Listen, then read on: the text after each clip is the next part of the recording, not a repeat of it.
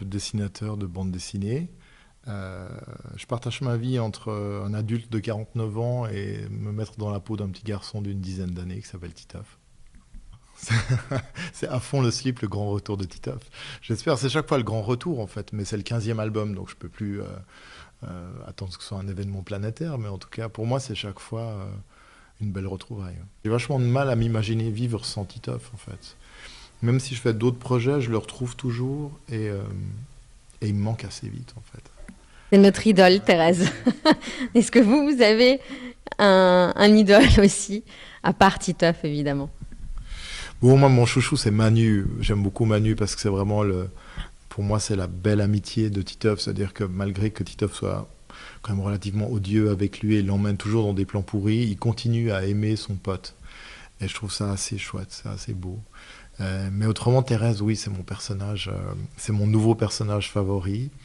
D'ailleurs, il était question même qu'on fasse une série animée, un spin-off qui soit dédié uniquement à Thérèse, parce que c'est vraiment, je trouve que c'est un bon personnage, quoi, avec cette espèce de stupidité intelligente. Donc, j'aime bien. Mais voilà, c'est clair qu'elle est faite pour rendre Titeuf fou. Ouais, Titeuf évolue pas beaucoup.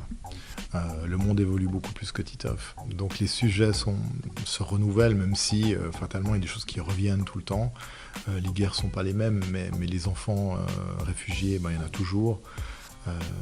Donc Titeuf, non, il pose son regard, mais on peut pas dire s'il évoluait, disons qu'il aurait appris de ce qu'il a déjà vécu dans les albums précédents, ce qui n'est pas tellement le cas, parce qu'il continue à être très à côté de la plaque. Titeuf, c'est le héros pas super, en fait. C'est vraiment l'anti-super-héros.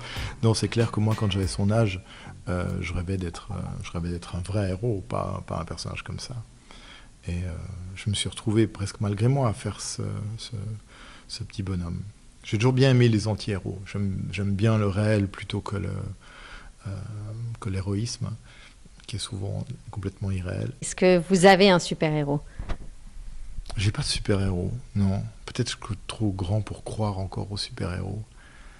Mais j'aime bien l'héroïsme du quotidien. J'aime bien les petites choses qu'on fait de temps en temps qui demandaient qu'on se secoue, qu'on aille un tout petit peu plus loin que ce qu'on peut faire d'habitude. Est-ce que vous trouvez toujours en ce moment, particulièrement en ce moment, que le monde est merveilleux? Est-ce que le monde est merveilleux? Il a quelque chose de merveilleux, ouais. Et potentiellement, il est merveilleux. Mais c'est souvent une sacrée merde, en fait. Ouais. Je pense qu'on c'est ça, c'est nous, le monde, il est aussi tel qu'on le fait. Et puis, on a en nous le potentiel de faire des choses très belles et des choses affreuses. On le voit au quotidien, enfin, même dans nos rapports humains. Donc, je continue à croire que le monde est merveilleux, ouais. Je préfère, en fait, me dire que on a là une boîte à outils qui nous permet de faire quelque chose de formidable plutôt que de le voir de manière désespérée. C'est le même monde, je ne vois pas un monde différent des autres, mais c'est clair que si je passais ma journée connectée au fil de l'information, on a envie de désespérer. Moi, la rentrée scolaire, ça fait maintenant 25 ans que j'essaye de me battre contre le blues de la rentrée en sortant des livres à la rentrée. Et c'est vraiment un choix. Au début, le premier Titeuf, le premier il est sorti en janvier, mais le deuxième, j'avais demandé qu'il sorte fin août, ce qui était une date que personne voulait, parce qu'on est un peu pendant les vacances scolaires françaises. Et puis, c'est devenu la date un peu de sortie de Titeuf. On sort toujours à la fin août. Et moi, j'étais encore, à 25 ans, j'étais encore poursuivi par ce blues de la rentrée, des moments où, voilà, il faut acheter le matériel scolaire, même si j'avais plus l'âge d'aller à l'école et que j'avais pas encore des enfants. Il y a quelque chose d'un peu triste, quoi. Et le fait de sortir un livre à ce moment-là, pour moi, c'était une manière d'attendre quelque chose de beau de ce moment-là. Donc, qu'est-ce que vous souhaitez aux enfants pour cette année?